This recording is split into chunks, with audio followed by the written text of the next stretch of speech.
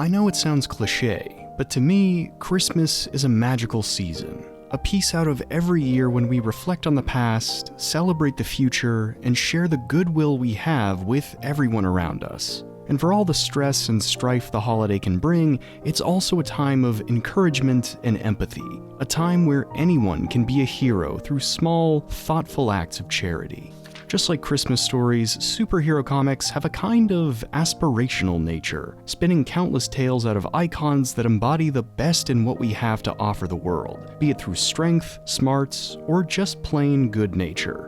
And it's no surprise that these two pieces of culture have had a lot of crossover through the decades, with superheroes using their gifts to bring warmth and cheer to others, or fighting to survive the cold indifference of the season. Of course, the larger-than-life trappings of these comics can often blind us to the little acts of kindness that make the season special. I mean, why even make an effort when Superman's out there trying to save Christmas for the world? But every now and then, a story comes along and celebrates the human kindness we're all capable of, and how the smallest of acts can change the course of someone's life.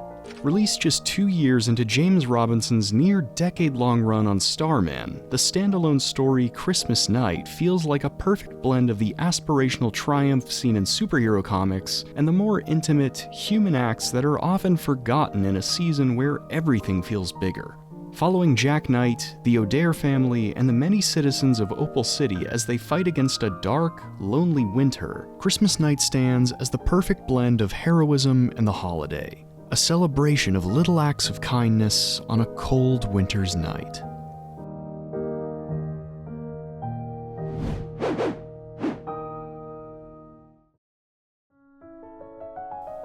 Since their earliest appearances in the 1930s, superhero comics have operated in a kind of heightened reality, with the medium's many creators using the comic format to channel the public's desires into individuals with the power to single-handedly change the world. But even when they're being allegorical, these stories also come with a healthy dose of escapism, hiding more human struggles behind larger-than-life battles of good and evil the same way Christmas can bury very real suffering under a blanket of joy.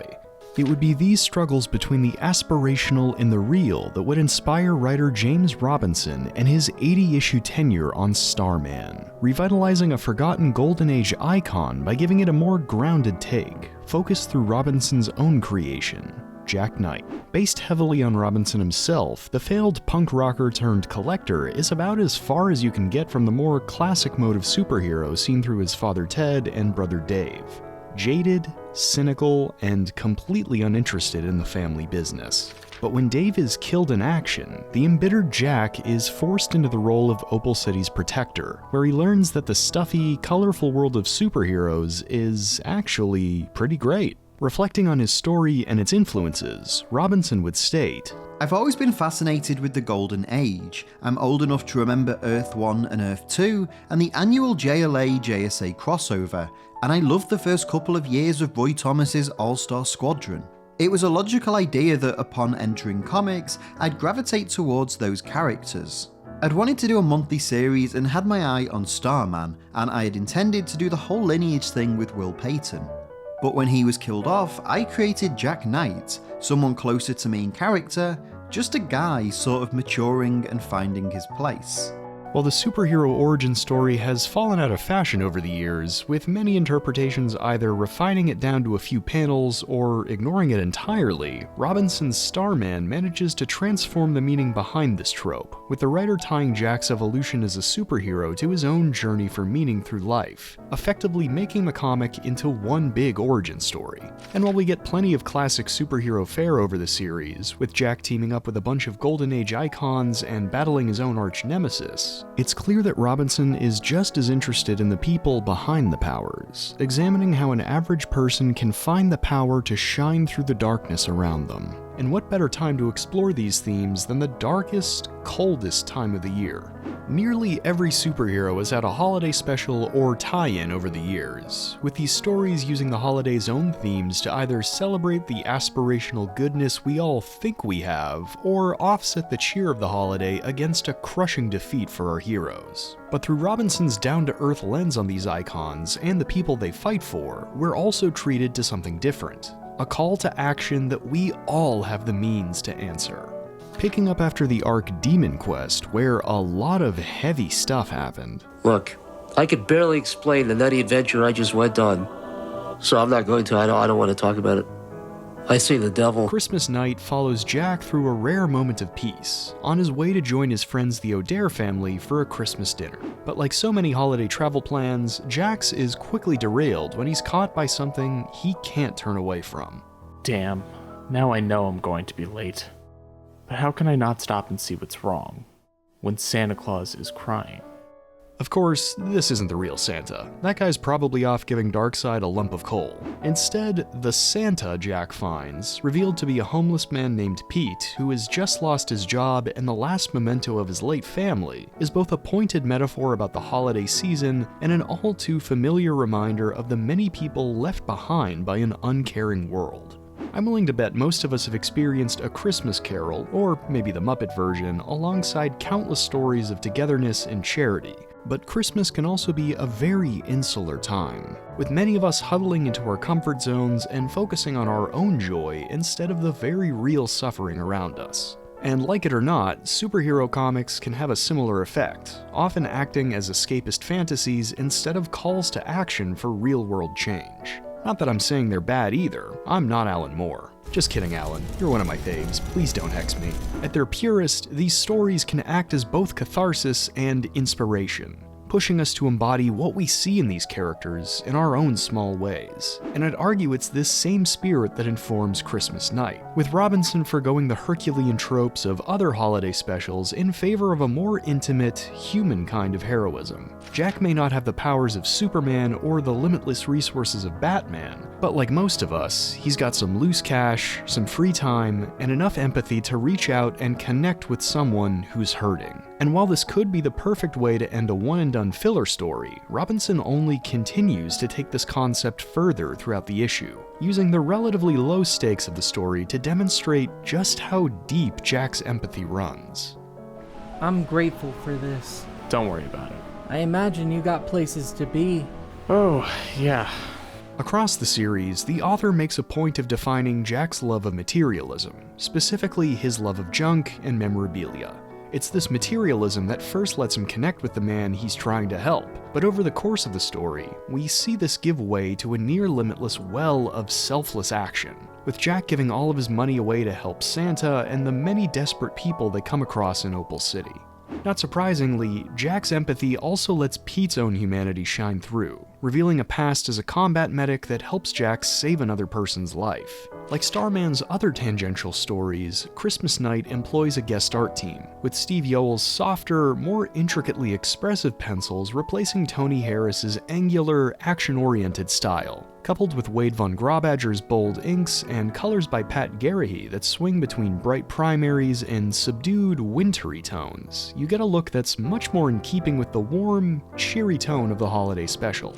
Naturally, being a comic book, Christmas Night still puts a lot of emphasis on visual action, but we also get to see a gentler side to Opal City. Aside from a couple nondescript hoods, there isn't even a bad guy to this story. Instead, Robinson shifts his central dynamic from good versus evil to empathy versus apathy, a battle between our innate desire to help others and the limitations that the world places on us as people. It's no coincidence that Yowell's art also strips away the Art Nouveau splendor of Opal City, setting the warmth and humanity of our heroes against a world that's colder, more oppressive, and much closer to the one we know. And to me, that makes the issue's commentary crystal clear. Through Jack and his humble mission to help Pete, we see the means to turn our own empathy into action in colder, darker times. Want to make a difference? Then get out there, find someone, and do as much as you can to help them.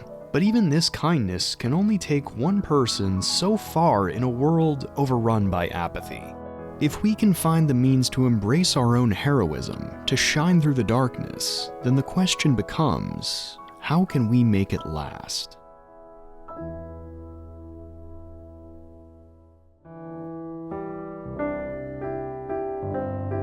Despite its pretty straightforward title, Starman isn't just the story of Jack's rise as a superhero. Rather, it's the story of the idea of Starman, the vast world it inhabits, and how it and the people of Opal City change each other, sometimes for the better, sometimes for the worse.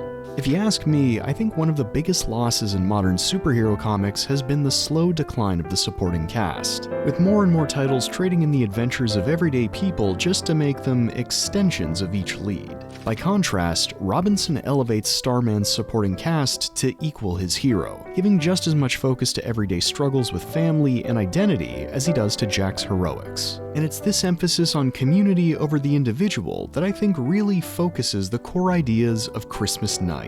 Initially following Clarence and Faith O'Dare as they wait for Jack, the issue's B-plot sees pretty much every member of the supporting cast arrive for Christmas dinner, each at a pivotal point in their own arcs. Having become a surrogate father to Solomon Grundy and the recently recovered Mikal Thomas, Ted Knight finds a new closeness to his own son through the found family they've built together. The discovery of his past life as a lawman encourages Matt O'Dare to renounce his criminal past and reconnect with his siblings. The ever-stoic Mason gives up on his feelings for Charity, only to rekindle them in a chance meeting. Even the former Golden Age supervillain The Shade is transformed by the connections he's made, breaking decades of solitude in a rare show of friendship.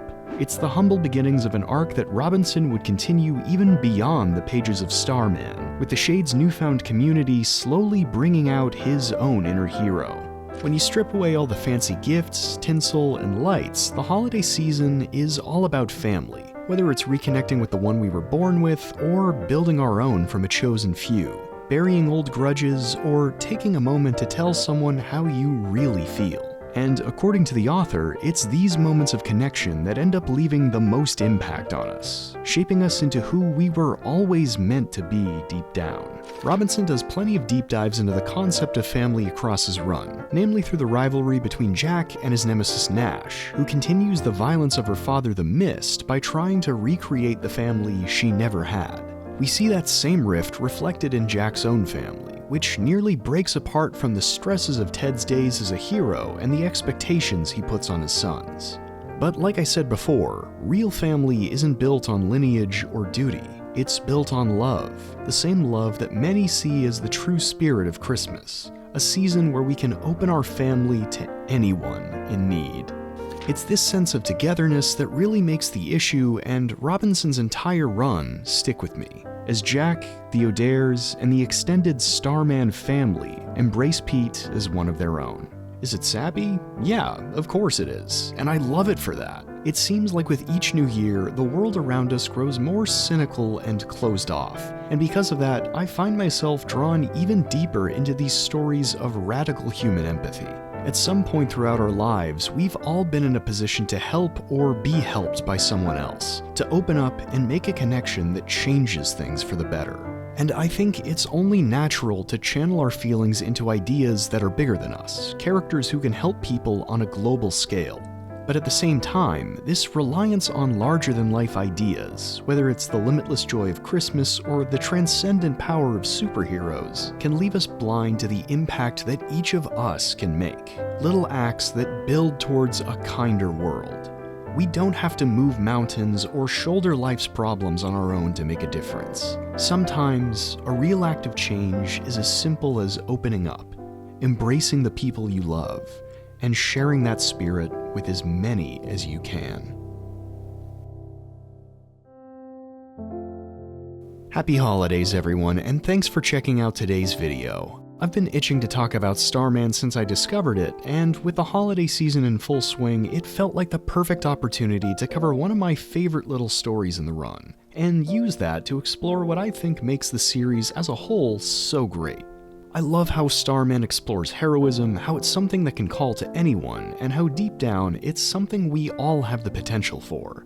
It's been a year full of ups and downs, but it's also a year where I found a whole new level of appreciation for my friends, my family, and all the people I've interacted with through these videos. If you like this video, please feel free to like, comment, share, and subscribe. Every little bit helps the channel out a lot. I'd also like to give a special thanks to Carol Ann Brenneman, The Comics Cave, and my patrons, who are helping me to grow this channel and continue doing what I love, and hopefully what you love too. Until next time, stay safe, stay healthy, try to do a little something nice where you can, and have a happy holiday.